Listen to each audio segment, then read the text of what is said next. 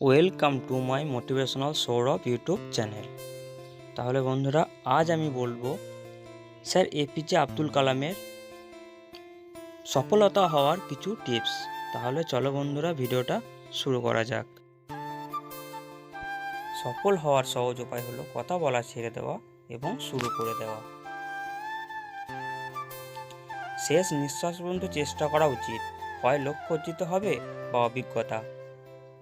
সফল হওয়ার জন্য কোনো গোপন রহস্য নেই, এটি প্রস্তুতি।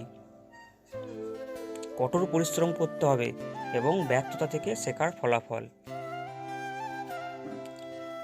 হতাশাবাদী সবসময় তারা প্রতিটি সুযোগই অসুবিধা দেখেন, আর আশাবাদী সবসময় তারা প্রতিটি অসুবিধাতেই সুযোগ দেখেন। আপনি যদি জীবনে রিস্ক নিতে অপছন্দ করেন, তাহলে আপনি স্বাভাবিক আপনার জীবনযাপন করতে শিখুন। তুমি যেখানে বর্তমানে দাঁড়িয়ে আছো সেখানে থেকেই শুরু করো। তোমার যেটুকু আছে তাই ব্যবহার করো, আর যেটুকু পারো সেটাই করো। শুধুমাত্র তুমি তোমার জীবনকে পরিবর্তন করতে পারবে।